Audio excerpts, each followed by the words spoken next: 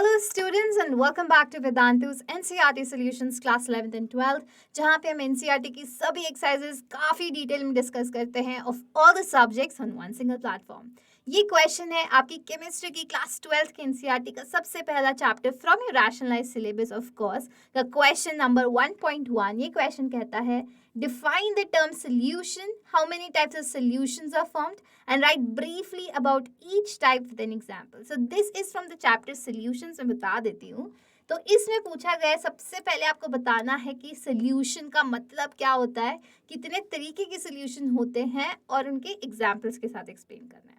तो सोल्यूशन जैसे ही टर्म आ जाती है तो हमें सबसे पहले हमें छोटी क्लासेस से पता है कि सोल्यूशन किसका बना होता है. Solution is made of two components, one is solute and the other one is solvent, है ना. दो कंपोनेंट्स का बना होता है, पर सोल्यूशन दो या दो से ज्यादा कंपोनेंट्स का भी बना हो सकता है, टू और मोर देन टू कंपोनेंट्स. कैसे?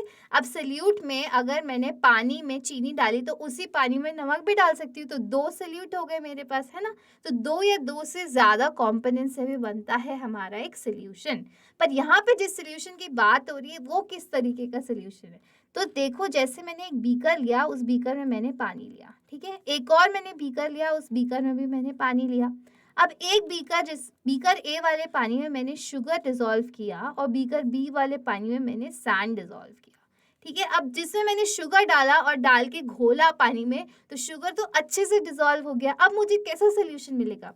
ये जो सोल्यूशन है ये मुझे मिलेगा जो कि होगा क्लियर, यूनिफॉर्म, हर तरीके से सेम दिखेगा, है ना. हर ऊपर से नीचे से दाएं से बाएं से हर जगह से सेम होगा, यूनिफॉर्म होगा, कॉम्पोजिशन एकदम क्लियर होगी, सब्स्टिट्यूएंट पार्टिकल अलग अलग नहीं दिखेंगे कि ये सोल्यूट अलग दिख रहा है, सॉल्वेंट अलग दिख रहा है, एक यूनिफॉर्म सोल्यूशन मिलेगा. ऐसे सोल्यूशन को हम बोलते हैं होमोजीनस सोल्यूशन. होमोजीनस का क्या मतलब है? होमो का मतलब होता है सेम, एकदम जो हर तरीके से सेम है. सोल्यूशन आपको अलग से सोल्यूट या सॉल्वेंट कंपोनेंट नहीं दिखेगा. ऐसे सोल्यूशंस को बोलते हैं होमोजीनस सोल्यूशन. अब जैसे जिस पानी मैंने सैंड डाली तो सैंड तो नीचे डिपॉजिट हो जाएगी, है ना, और यहाँ पे बच जाएगा पानी. तो आपके पास दो लेयर्स बन गई. एक लेयर में होगा पानी H2O और दूसरी लेयर में होगी आपकी सैंड. तो आपको ये बाउंड्री नजर आ रही है, अब सोल्यूट और सॉल्वेंट के बीच की बाउंड्री. जैसे ये बाउंड्री नजर आने लग जाए, ऐसे सोल्यूशंस को हम बोलते हैं हेटेरोजीनस सोल्यूशन. Heterogeneous solutions. इस हेटेरो का क्या मतलब है? डिफरेंट. देखो पानी तो हो गया लिक्विड, सैंड हो गई सॉलिड, तो आपको दो अलग अलग चीजें, दो अलग अलग फेजेस नजर आ रहे हैं, liquid phase and solid phase, और एक बाउंड्री के साथ. अब जरूरी नहीं कि वो बाउंड्री दो अलग स्टेट्स के बीच में हो. फॉर एग्जाम्पल अगर पानी में मैंने डिसॉल्व करना चाहा ऑयल, तो ऑयल तो ऊपर एक लेयर बना लेगा ना.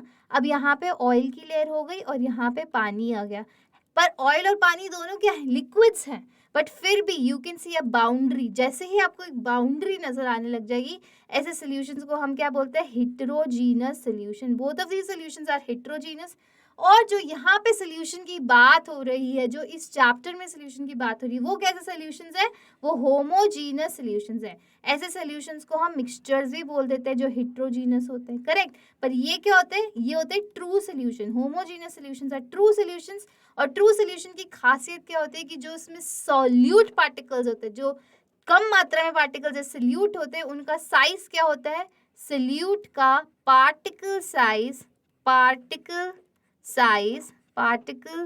साइज कितना होता है? 10 to the power -9 metre, less than 10 to the power -9 metre, और लेस देन, इसको एक और चीज बोल सकते हैं, लेस देन 1 नैनोमीटर, ठीक है. इवन लेस देन 1 नैनोमीटर इसका पार्टिकल साइज होता है. इसलिए आप कभी नेकेड आई से अलग से सोल्यूट उस सोल्यूशन में नहीं देख पाओगे, करेक्ट, कभी भी नहीं दिखेगा. ऐसे और तरीके के सोल्यूशंस होते हैं. Colloidal solution, suspension solution. Colloidal में क्या होता है? पार्टिकल साइज इंक्रीज हो जाता है, वो 100 नैनोमीटर से 1 माइक्रोमीटर तक हो सकता है. और सस्पेंशन सोल्यूशन में और भी बड़ा पार्टिकल साइज हो जाता है, जो आप नेकेड आई से देख सकते हो. पर इस चैप्टर में हम किससे कंसर्न्ड है? Only with the true solutions, ठीक है. मैं एक बार रेड मार्क करके दिखा देती हूँ. Only with this kind of solutions you are concerned with, जो होमोजीनस होते हैं, जो क्लियर होते हैं, जो यूनिफॉर्म होते हैं, ट्रू होते हैं, जिनका particle size less than 1 nanometre होता है. ऐसे सोल्यूशंस हम इस चैप्टर में डिफाइन करते हैं. So let's go to the definition. आप एग्जाम में कैसे लिखोगे वो तो समझने के लिए समझ लिया. तो अब होमोजेनियस मिक्सचर ऑफ 2 और मोर प्योर सब्सटेंसेस को हम सोल्यूशन बोलते हैं. समझ गए. फिर है it means their composition and properties are uniform throughout the solution. Important word है यूनिफॉर्म. हमने अभी पढ़ा एकदम यूनिफॉर्म सोल्यूशन होता है. ठीक है.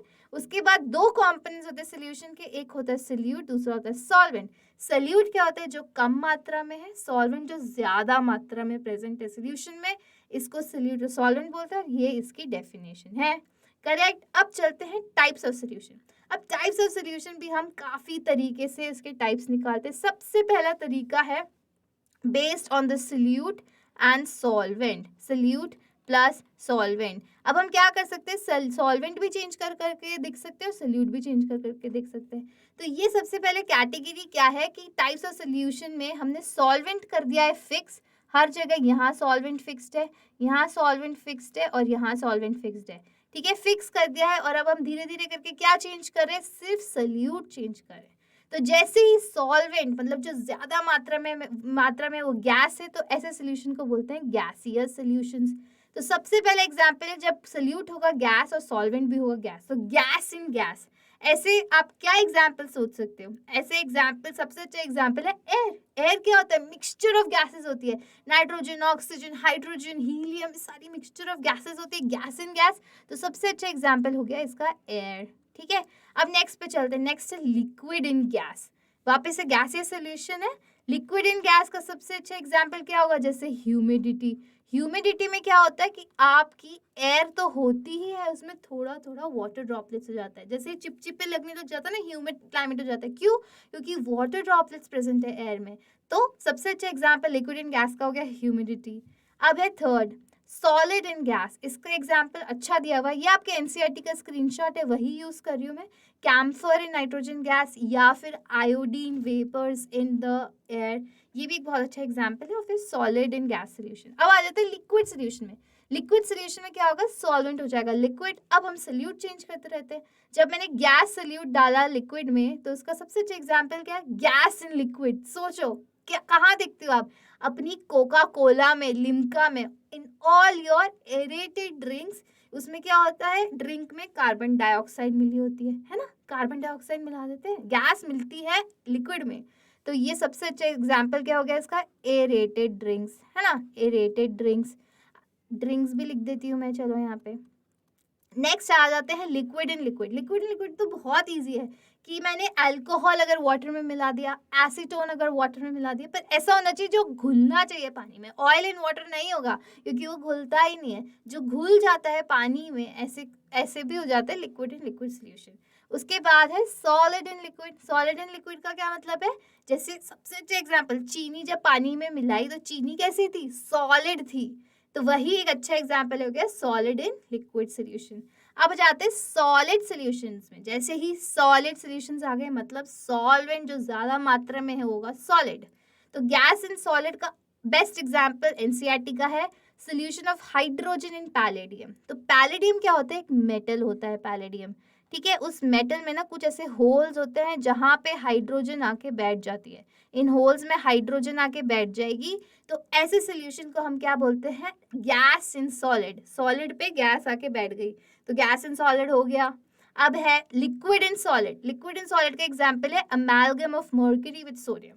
मर्क्यूरी आप बचपन से सीखते आ रहे हो कि वो रूम टेम्परेचर पे लिक्विड होता है. तो लिक्विड मेटल को जब मैं सॉलिड सोडियम मेटल से मिलाऊंगी तो कैसा सोल्यूशन मिलेगा? Liquid in solid.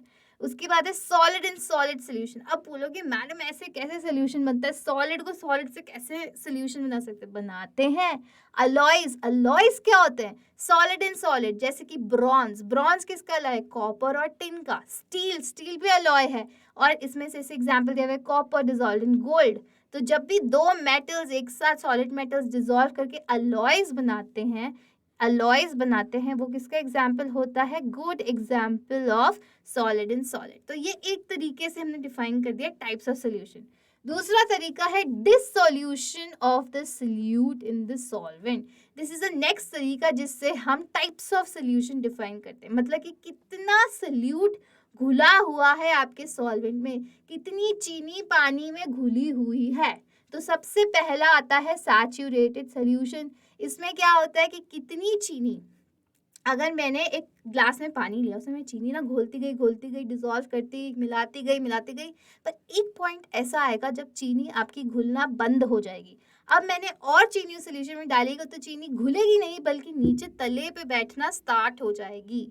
ऐसे सोल्यूशन को जब चीनी घुलना बंद हो गई, जिस पॉइंट पे घुलना बंद हो गई, उस पॉइंट के सोल्यूशन को हम बोलते हैं सैचुरेटेड सोल्यूशन।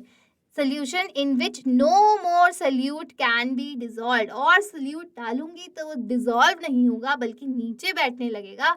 ऐसे सोल्यूशन को हम बोलते हैं सैचुरेटेड सोल्यूशन। नेक्स्ट आता है सुपर सैचुरेटेड सोल्यूशन। अब जो मैंने सैचुरेटेड सोल्यूशन बना लिया चीनी और पानी का, पर मैं ना बहुत स्मार्ट हूँ। मैं क्या करूंगी कि इस सोल्यूशन को गर्म कर दूंगी। जैसे ही मैंने सोल्यूशन गर्म किया, वैसे ही मॉलिक्यूल्स इधर उधर भागने लगे तो बीच में जगह क्रिएट हुई। तो अब मैंने जो सोल्यूट डाला, अब जो मैंने चीनी डाली, वो उस जगह में घुलने लग जाएगी, है ना। तो जैसे ही मैंने गर्म किया, वैसे ही और भी चीनी डिजॉल्व होने लगी आपके सोल्यूशन में। अब मैं उस सोल्यूशन को ठंडा करूंगी ना, तब कुछ देर तक तो वो चीनी घुली रहेगी उस सोल्यूशन में, ठीक है। तो ऐसे हम बनाते हैं सुपर सैचुरेटेड सोल्यूशन। वो कब बनता है? सैचुरेटेड बनने के बाद उसे गर्म करके और चीनी घोल दी, ठीक है। तो solution in which more solute is dissolved than required, ऐसे सोल्यूशंस को बोलते हैं हम सैचुरेटेड, सुपर सैचुरेटेड सोल्यूशन, ठीक है।